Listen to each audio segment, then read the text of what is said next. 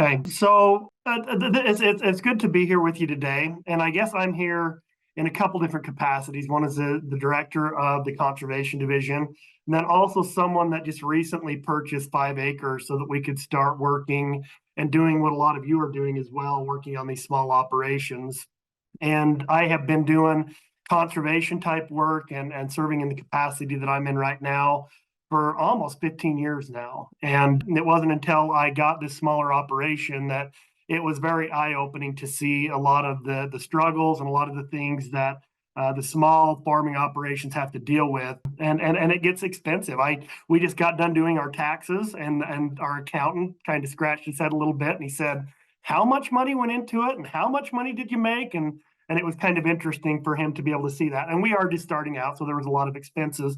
But somebody like me that has been in this, the conservation and the grants for the last 15 years, I almost feel embarrassed to say I was trying to do it all on my own. I was trying to do it without the grants. I was trying to do it without USDA and the NRCS. I felt like there was conflict of interest if I were to go in and apply for any grants for the Department of Agriculture and Food. And I started to realize, these are resources that are there to help people like us, people that are trying to make a living on 5 acres or less. I've got a fairly large orchard that's on our operation. We're trying to breed and raise show sheep for 4-H and other people around the valley. We've got a lot of pasture that's out there. We've got things and there are things that you don't think about, like weed management. There's things that you don't think about, like water management and effective irrigation, and it all has a cost to it. But ultimately, what I'm here today is to tell you about some of the programs that we have at the Department of Agriculture and Food, and hopefully answer any questions that you've got, and allow you guys to be able to utilize the programs that we have to be able to help you when it comes to small farms. The other thing that we have looked at here at the Department of Agriculture and Food, and also talking to Emily Fife, the state conservationist at the Natural Resource Conservation Service, is that small farms are getting much more prominent here in the state of Utah. There was a study that was recently done, and that study found that the number of agricultural acres in the state of Utah is decreasing, but the number of agricultural producers is actually increasing. So you're seeing more and more people that are wanting to go and work in small farms, but they don't have the resources or the knowledge. And so I think you're going to see a lot of my programs and a lot of the NRCS programs get tweaked to be able to help out the small producers a little bit more. So first of all, we have several programs within my division, and I kind of nitpicked all the ones that I thought would be relevant for this group, the people that have the small farming operations, and I'm going to talk a little bit about that. If you have more than 5 acres and you're interested in conservation easements or something that is a little bit more prominent for the large scale operations, I'm happy to talk to you about this a little bit later. But ultimately, the ones that I wanted to talk to you today are the Agricultural Resource Development Loan Program, the Agricultural Voluntary Incentive Program, the Soil Health Program, our Agricultural Water Optimization Program, our Pollinator Program, and then talk to you a little bit about conservation districts. And then I'm going to talk to you about a few other programs that aren't necessarily within our division, but programs that I have found while working on my small operation that have been a big benefit for me as well. So first and foremost, our Agricultural Voluntary Incentive Program, or AgVIP program, is a program that's focused on nutrient management. And ultimately, this was focused on helping producers implement practices that were going to improve water quality. This is a program that I actually started while I was over at the Division of Water Quality and brought over with me to the Department of Agriculture and Food when I moved over here to assume this position.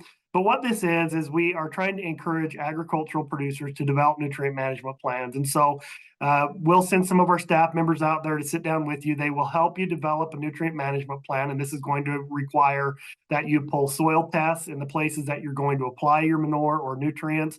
You're going to have to take manure tests to be able to understand what the nutrient content in your manure is. And we've also need to have an understanding of the crop types that's there. So maybe you just are going to apply the nutrients to a grass pasture, or maybe you do have operations where you've got fruit trees or you've got vegetables or things like that.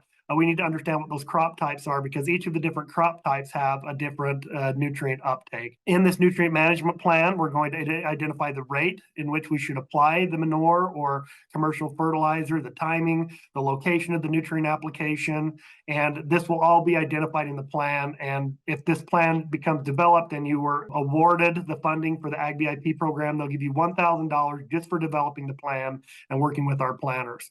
Now, if you develop the plan, you will be expected to follow the nutrient management plan for the next 3 years.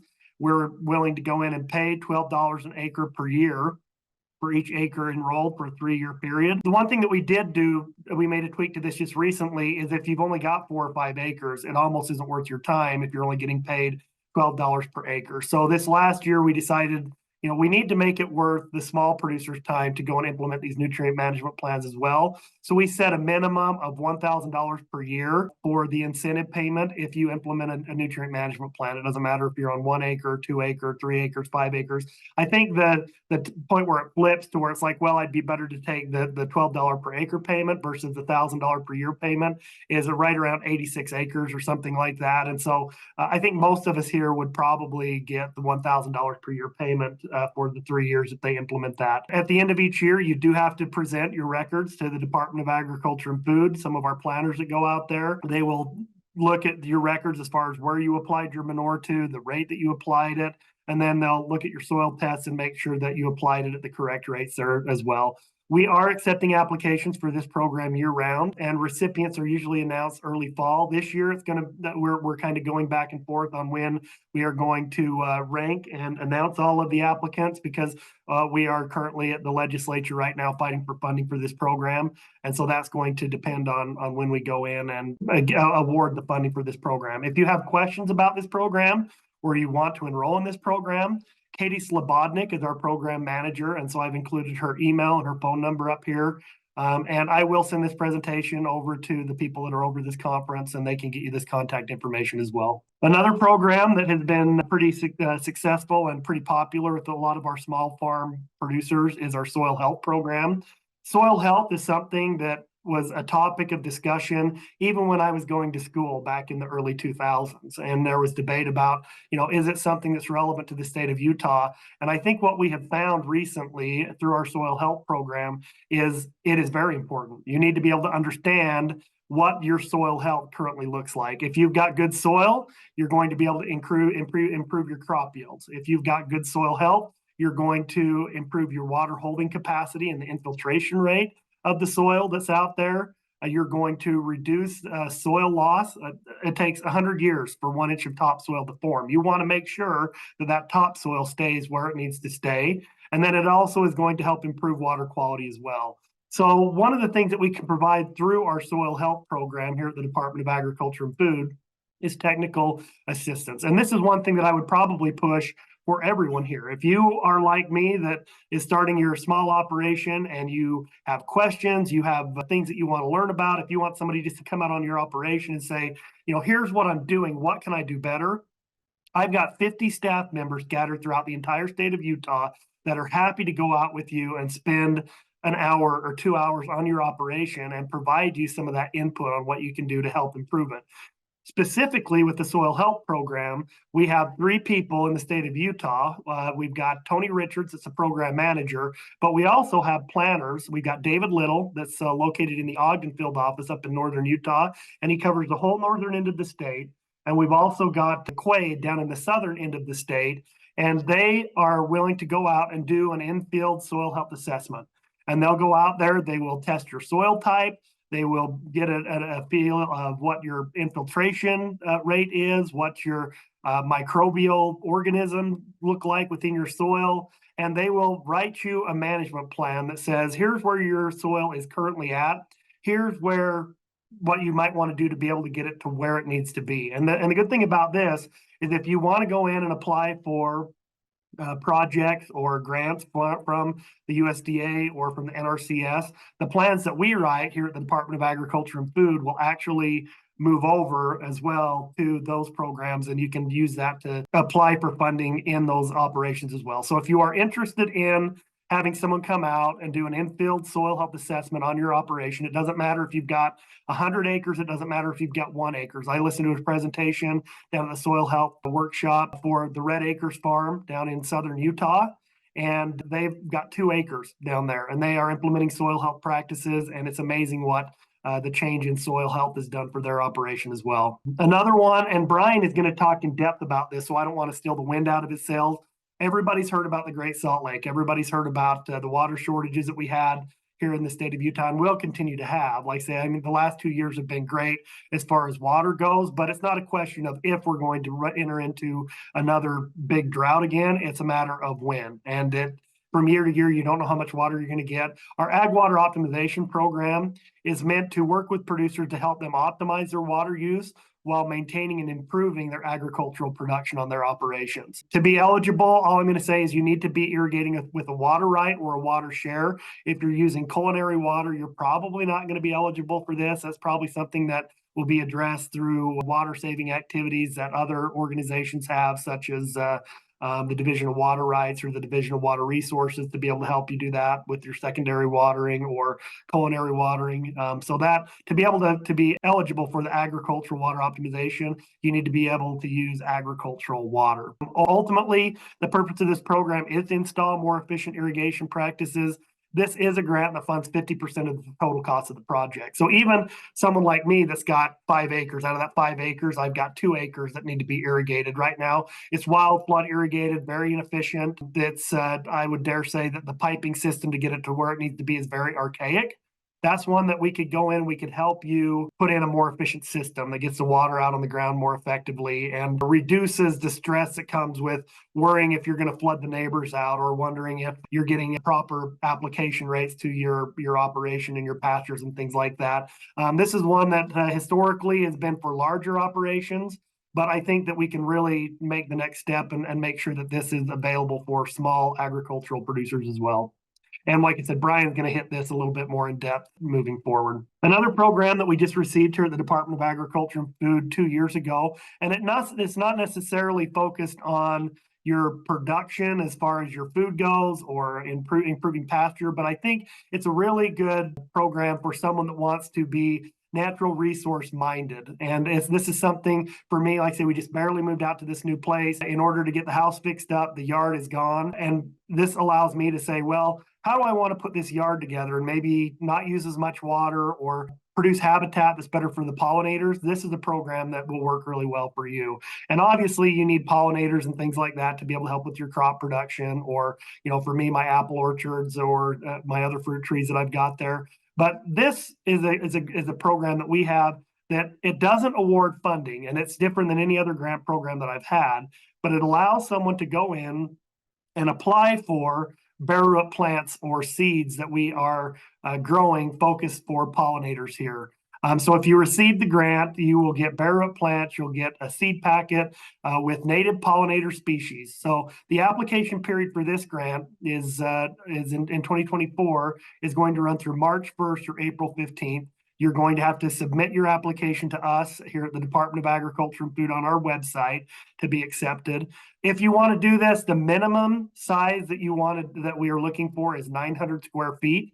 And if you've got various projects on different areas, you're probably going to have to submit an application for each one of them separately. And just like was brought up before, we are required to report on the projects that we fund. And so we will ask for a 3-year follow-up period where we're going to go out and say, hey, how is your pollinator garden going? What have you learned? Things like that. And so we'll ask for that and we'll follow up on that as well. So once again, if you want to apply for this program, go to the UDAF website.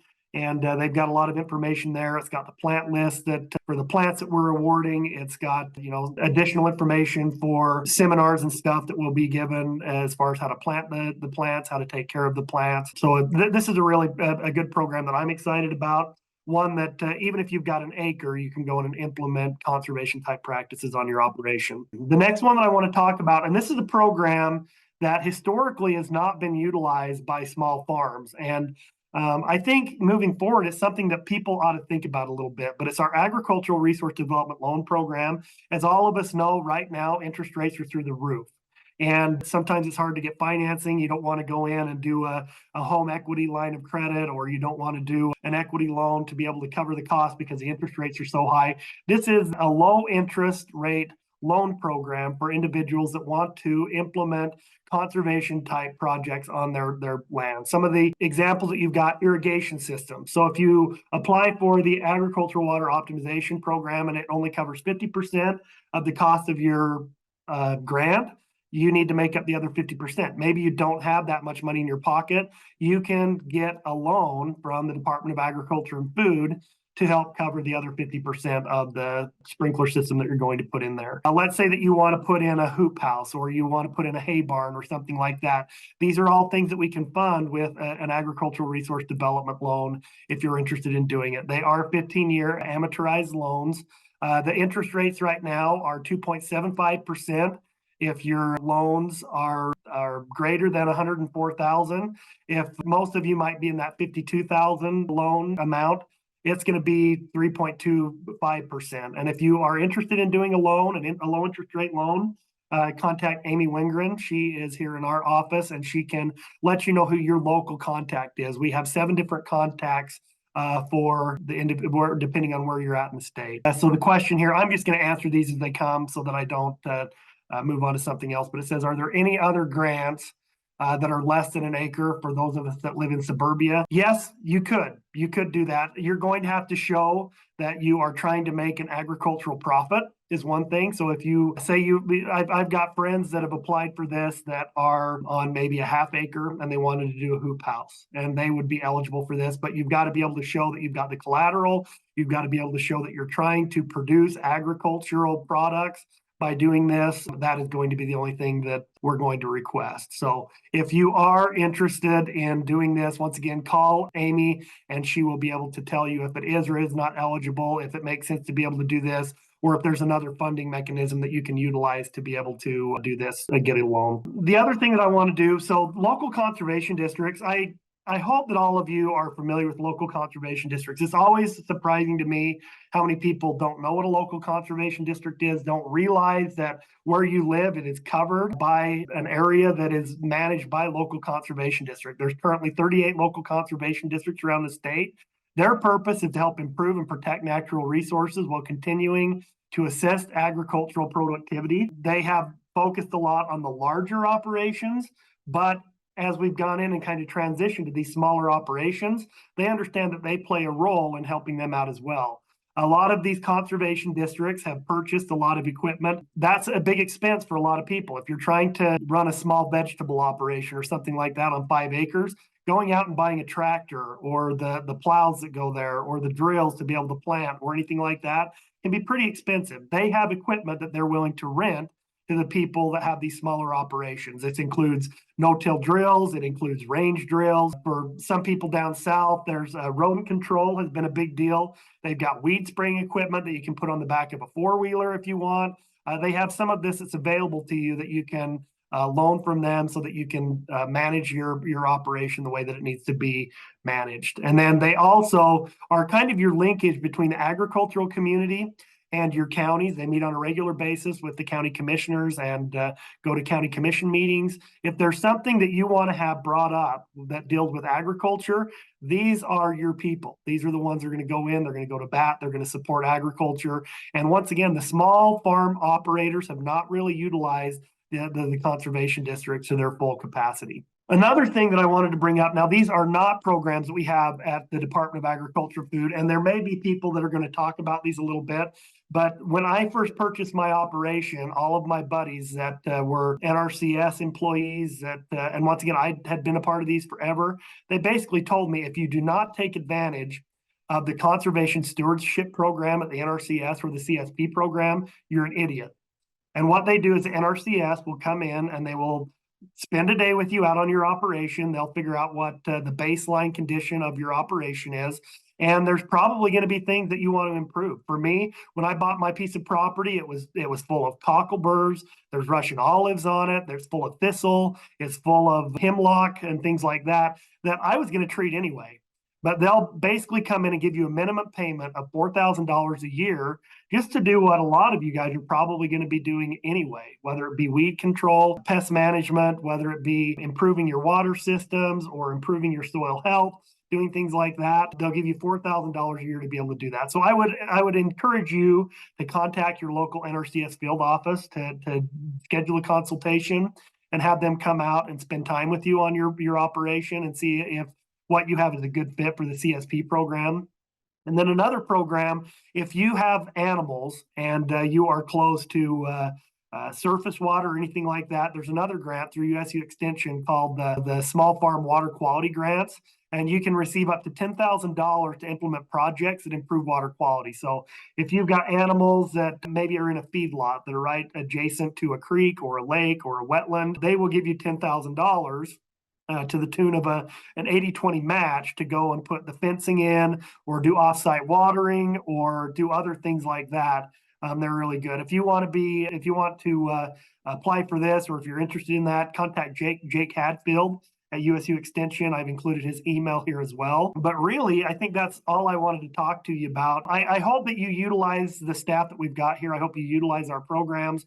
If you have any questions, please contact me. Once again, we've got staff members that are staff and are housed locally, all the way from the Arizona state line all the way up to the Idaho state line, and they are happy to go and spend time with you on your operations and answer any questions that you might have. If anybody has any questions for me, I'm happy to answer them. I don't see anything else on the question and answer section up here, but I appreciate your time. Okay.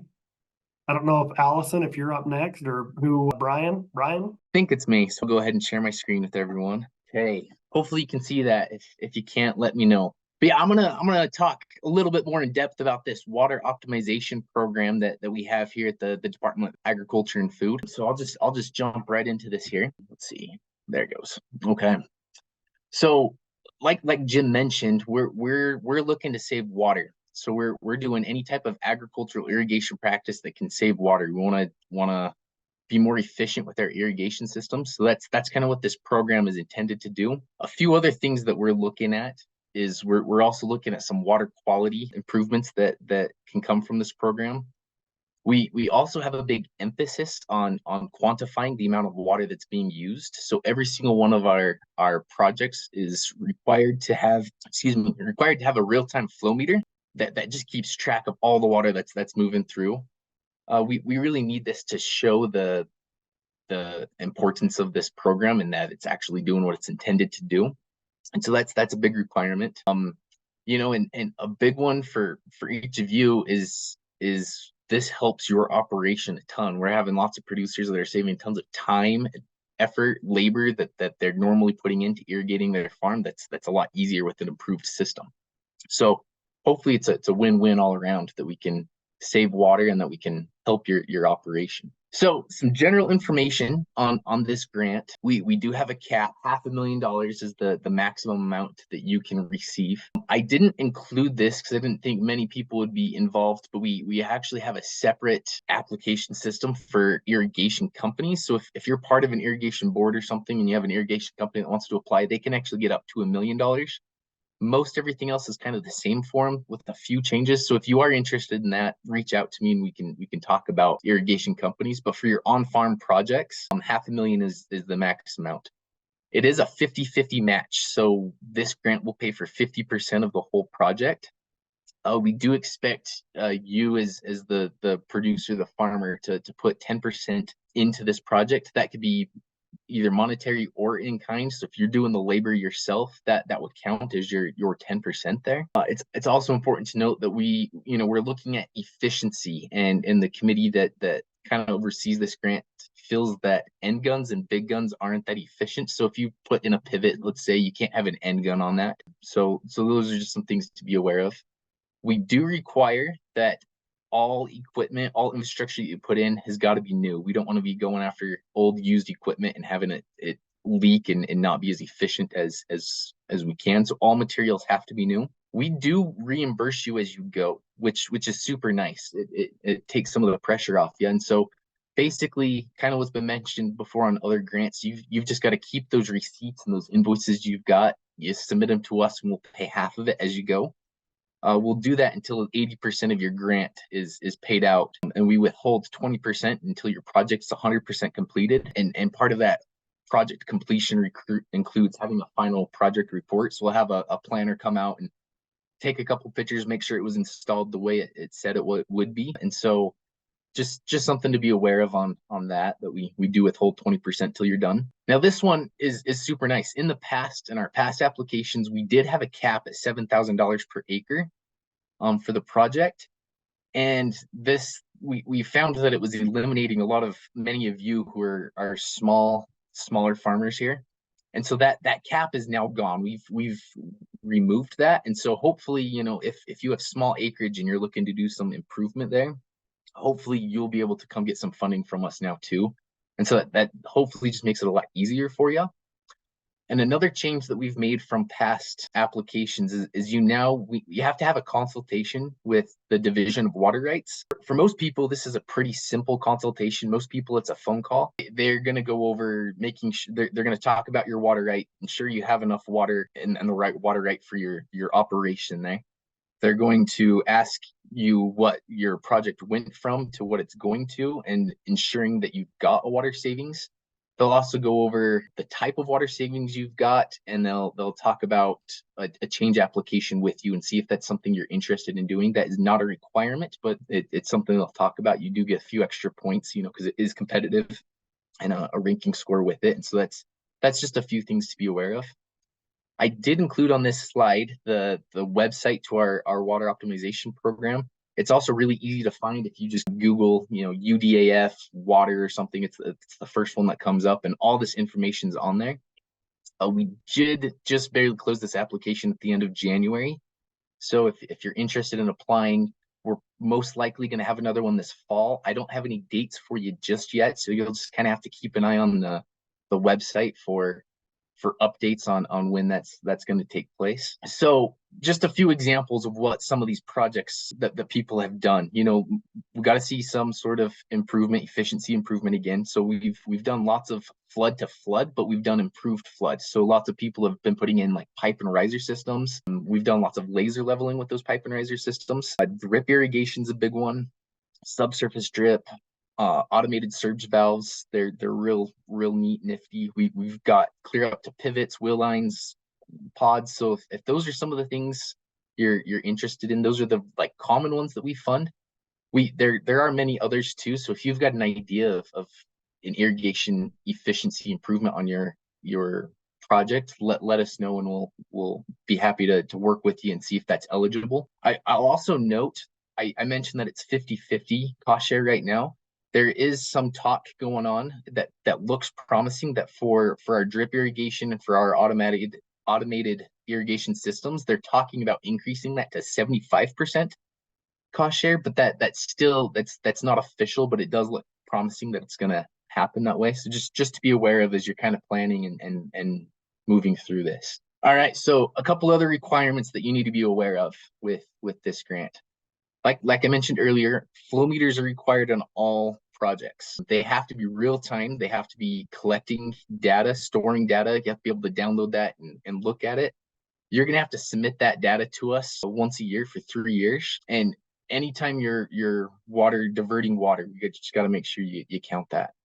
We'll also have to do an evaluation on your nutrient load reduction. It's a water quality thing. Our planners will help you with that, so you don't have to worry too much about that, but that is a requirement for this grant. The big one that you need to be aware of is these annual reports. Like I said, you're going to have to give us a report for the next 3 years. We really need this information to prove that this program's working, that we're saving water, that it's doing what it's intended for. And we're just going to be looking for when your irrigation season started, when it ended, the amount of times you diverted water for, you know, if your turn was, you get it every 7 days for 12-hour set, or whatever that case may be. We just need to know that information.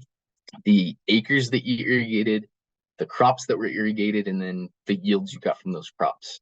It's a pretty simple report. It's not too complicated, and we do have planners that will help walk you through it and make sure we get that information for you. So looking forward, like I mentioned, this isn't open right now, and it's probably going to be open in the fall. We just had one close. But if this is something you're interested in, things you can do to start planning is you got to get an idea of those total costs. We don't require you to have a bid. but it's highly encouraged that you go out and get some bids so you have a good idea. And then you can start getting the design ready and being all ready to write in your project description. We do use submittable, like what was said for all of the other UDAF operations, and so it's online and it's real simple to go through. But we've got a bunch of UDAF planners that will help walk you through all of this. And so if you've got a couple ideas of different irrigation systems that you're thinking about, we've got some really knowledgeable staff that have done a ton of these projects. And I'll show you a slide with their contact information in just a second, but they'll come out to your farm, they'll sit down with you, talk about pros and cons of different irrigation systems, costs for them, that sort of thing. So I'd highly recommend you get in touch with the planner. They will also, if you contact them now, they'll get you on a list to let you know when the grant's about to open up, so you can get those preparations ready, and they'll follow up with you, making sure you got everything you need. So I'd highly recommend you work with a planner. And then if you want to fund the other 50%, you can get funding from other sources. So I'd start looking at those. We've mentioned a couple of times earlier today that the NRCS has multiple funding streams available. I was working really closely with Weber and Davis County with their NRCS program there, and they've set aside a pot of money specifically for small and urban farmers. So they've got funds available to do irrigation improvement for small farms there. They also, for those two counties, I know, are doing stuff for those pipe and riser systems. If that's something you're interested in, they've got funds available. So I'd go in, meet with them in their local office, and get an application going. And Jim mentioned this one, so I won't talk about it too much. But that ARTL program, that loan program, you can see those interest rates again and the dollar amounts with it. But a lot of people are tacking on their 50% with an ARTL loan, so that's great and easy to do. All of these planners can help you get started on that process. That's a whole nother presentation if we wanted to dive into the details on that. But all of these planners can get you started on it. They're knowledgeable with that as well. So here's a list of the planners here. And like I said, I'd highly recommend you get a hold of one of them. The last four names there are our on the ground field staff. Like, they're the boots on the ground, the ones that'll come out to your farm, sit down with you. When the time comes, they'll help you fill out an application. So I've listed the counties that they're over and their phone numbers. All of their contact details are on our website as well. So check that out if that's another resource you want for us. The top three of us there, we're also very happy to answer any of your questions. So feel free to give us a call. Any questions you've got, we're happy to work through any questions or concerns you've got.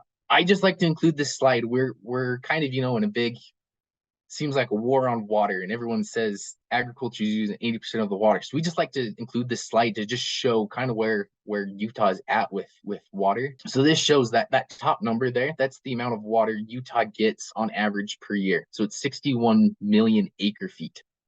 And everyone says, ag uses roughly 80% of that, but it's actually 80% of the diverted water. So that just shy of 5 million number there is the amount of water that we divert every year. And ag uses 80% of that. So that 56 million remains in nature. It's in our reservoirs, our streams, creeks, out and about. And ag's using 3.7 million. You can see that the secondary irrigation for landscaping, just shy of 600,000. Everything else, just shy of 400,000. So it just kind of puts it into perspective. With this water optimization program, having it 50-50, over the whole total, we're going to have $200 million to spend. And that means you as ag producers are putting forth the other 200 million. And so you're doing your part. So we just like to show that, we're fighting for you. And it just seems like there's a lot of pressure on you. So I just think that's good to be aware of. So with that, that's basically what I wanted to talk about with the water optimization program. So let me look at this Q&A here. Is there a minimum amount to fund as a small farm operation? I'm not looking at anywhere near the max funding. Is this program something that supports vegetable production as well? Yes, absolutely. Any type, vegetable, and yeah, so vegetable works, any type of ag. We don't have any minimum amount, so anything's good. So that absolutely qualifies and applies. If there's any other questions, feel free to throw them up there. But other than that, that's what I had for you. Great, I'm happy to jump on. My name is Caroline Hargraves. I'm the Director of the Marketing and Economic Development Division at the Utah Department of Agriculture and Food. Really love this conference and super excited to be here. I feel like there's a great variety of information that's shared. Most of the team has shared quite a lot of detail about the grants. So I have a brief presentation. So I feel like sometimes government gets a reputation for being in the way or maybe having a regulatory approach. But the biggest takeaway I'd like to share is that we're here to help. Every single person who works at the Department of Ag, we do it because we love agriculture. We love farmers, we love small businesses, and we want to be a resource for you. So UDAF has a number of grant programs. Our main mission is to support the development of Utah's agriculture and food industries, serve as a steward of our natural resources, safeguard public health, protect consumers, and ensure a quality food supply. You've heard about some of these in detail, but I'll just run through quickly. Some of our programs include an Ag Stress Assistance Program. This supports mental health care for farmers and their family members. The Ag VIP program that Jim shared about, the Agricultural Water Optimization Program. We have an invasive species mitigation program to help with weed management, grazing improvement program, the Lee Ray McAllister Working Farm and Ranch Fund, a salinity offset grant program, soil health equipment grants, the specialty crop block grant, the Utah Food Security Processing Grant, the Utah Pollinator Habitat Program, and a veterinary loan repayment program. And a lot of these are less than 3 to 5 years old. So just like to show, like there's always potential on the horizon for new programs being developed. Some of our other services that you've heard about are the agricultural loan programs. As Jim mentioned, we'd love to see more small farmers take advantage of this. It can be a great way to bridge that gap. I think when a lot of people find out that grants require a cost match, it can kind of take the wind out of your sails if you don't have that capital on hand. So this is a great way to help solve that. We also have an agricultural mediation program. So if you're ever in a legal situation where mediation might be needed, you can reach out to our department and we have people on staff to help with that. Soil health assessments, I think were already mentioned. Within my division, we can provide marketing support to small businesses. So we have the Utah Zone program that I think most might be familiar with. If you see that little logo on a package, it means it was raised or made in the state. But we also provide marketing support, especially to those businesses who are using actual Utah-made agricultural products. We have a brand new farm to school program. We have an international trade program, which provides trade show support and export to support. And then we can provide like general guidance and assistance and networking. So we're here to help. Starting this year, we'll be hosting some listening sessions throughout the state. The Farm to School program has already started these. We have about 15 different events planned in different regions across the state, trying to build up engagement with Farm to School program. Everyone loves the idea of kids getting healthy, nutritious, locally grown foods, but it's hard to know where to start, and there can be a lot of barriers. So this program isn't just for schools, it isn't just for parents, it isn't just for farmers, it's for all of the above.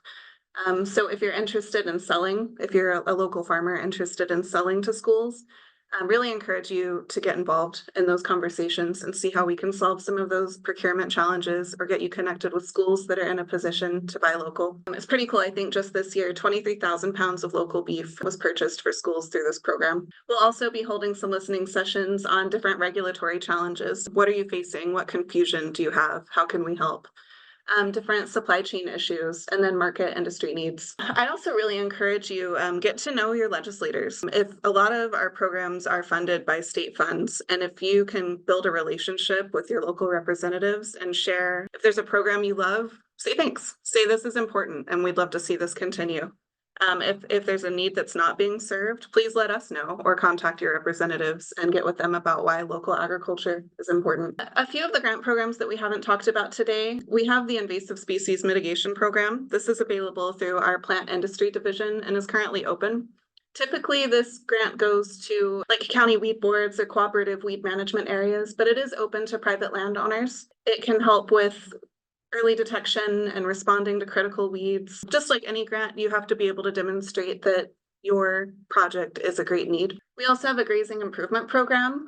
This helps improve the sustainability of rangelands, watersheds, and wildlife habitats through livestock grazing management practices. And they do reserve a small amount of funding for small producers. So encourage you to apply. This grant, I believe, is open year-round, and I think they're currently ranking some projects. As Allison mentioned, we have the specialty crop block grant that is opening on Monday, so really encourage you to look into that and apply. We have the Ag Stress Assistance Program. So this program, we received about $500,000 from USDA a few years ago, and we're able to work in partnership with USU Extension, their ag wellness program.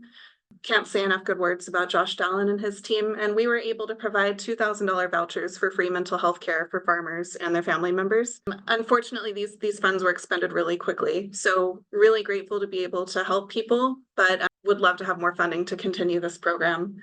Coming up in 2024, we'll be hosting a series of producer appreciation events, so keep an eye out for those. And we'll share a little bit of information. Their whole approach is how can you help people and your family members? I think or in your community and your family members. A lot of people, it's hard to ask for help, and we just want people to know that help is available and it's okay, and to kind of connect people on what resources to share. The Utah Food Security Processing Grant is currently up for consideration in the legislature. We've had 2 years of funding for this program.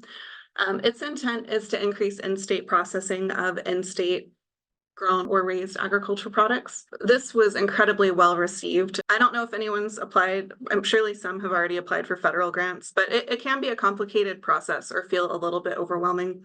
And if you look at the grant application for this grant, it's about a 2-page long Word document, like super simple, super straightforward, really approachable.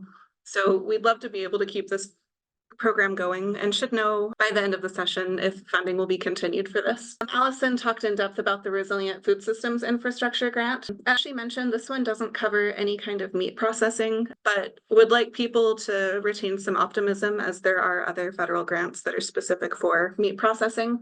And again, like, we're here to help. Allison's great and super responsive. So any questions you have, if there's something you have in mind and you're not sure if it's a good fit, talk with us and maybe we can help you reshape your idea if it's not a good fit, or figure out what the best way to approach it is. And mostly I'd love to share how you can stay up to date. I think this was a question that came about last year in the conference. So we've tried to make the information more accessible.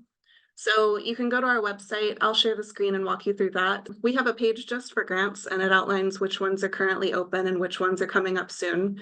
As other people have mentioned, really plan ahead. It can be discouraging to see a grant you were interested in might have closed, but like Allison said, it's a great opportunity to really get your ducks in a row and sculpt a project that will fit really well without it feeling like a rush. We have a UDAF newsletter that goes out. We send out about 1 to 2 a month, and it'll include updates from our department, any grants our department offers, and we also try to share upcoming things from USU, USDA, other grants that we hear about. Our social media is updated really regularly and is a great way to stay up to date on what's going on. Our Utah Zone program is primarily a marketing program, but it's a great way to get the news about what's going on. We share updates with our members about 2 times a month, and we also host a quarterly event where you can get to know other local farmers, or, we're hosting a panel decision coming up soon with retailers. So we try to sculpt those to see what needs our members are most interested in. And then contact us. My team manages the agriculture@utah.gov inbox. So even if it's not something about grants, we want to be able to help. We regularly get to take, our commissioner or sometimes legislators or other businesses out to meet our farmers and food businesses. So we want to know you and share the exciting work that you're doing. We can provide grant guidance. You can share public comment about projects. Let us know what kind of funding requests you have or what assistance you need. If we don't know what kind of help you need, we can't help. So we really just want to be in the loop and able to help. Once this slide deck goes out, you'll have the contacts for all of the different grant programs. So next, I'd love to share our UDAF homepage. Can you all see the screen page? So if you go to ag.utah.gov, that's our main department website. We've reorganized the top to show the grants and newsletter right here, so they're easy to find.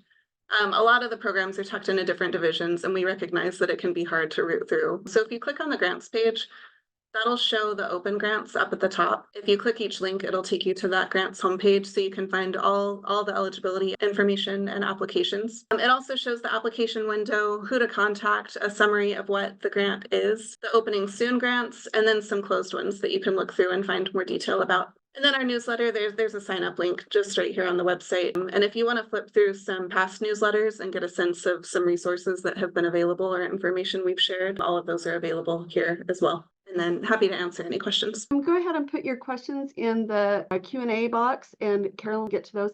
Carolyn, I was wondering, you mentioned that there's going to be a bunch of listening sessions. What's the best way for them to get informed of those? Is it signing up for the newsletter? Is it checking back? What is the best way?